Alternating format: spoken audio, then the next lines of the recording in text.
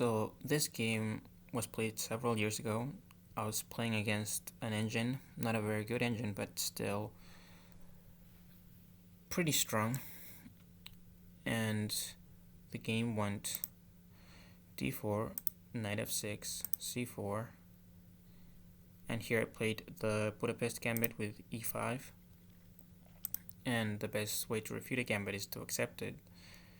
In this position, the most common move is knight to g4, attacking the pawn. And here the most common reply for white is the Rubinstein variation with bishop to f4, but the computer played the second most common move, knight to f3, known as the Adler variation. And here I played knight to c6. I should have played bishop to c5, provoking e3, and now the bishop on c1 is not very active. But after knight to c6, my opponent could have played bishop to f4 or bishop to g5, trading dark square bishops. But the computer actually played a move that's, well, it's not a mistake, but it's not really putting pressure on black. Knight to c3.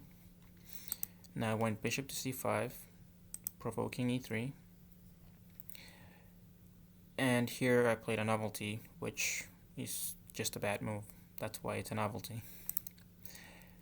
I played bishop to b4, which violates the principle that you shouldn't move the same piece twice in the opening. And after bishop to d2, I recaptured the pawn, and white just develops, so I'm behind in development. And after castling, the computer trades and plays rook c1, which is also not a very good move. It gives me chances, but here I should have played d6, which is probably what I would play in this position if I had a game like this now. But I played a little bit more aggressively, queen to g5. The point being is that after f4 I can capture the pawn, and after rook to f1 black is just better.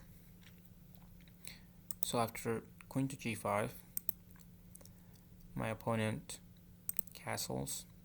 Now the idea that I had also was that I'm just gonna make a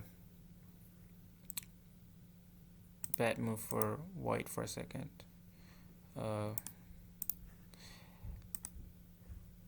After castling, I have this move, bishop to h3, threatening checkmate, which means that I would win an exchange.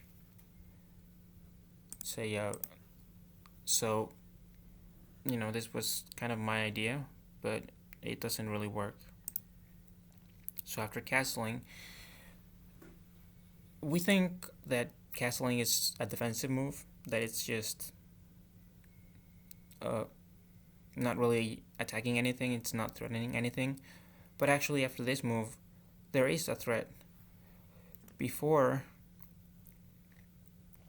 f4 didn't work because I had queen takes on g2, but now after castling, f4 actually does work, and I'm just gonna lose a knight after the queen moves.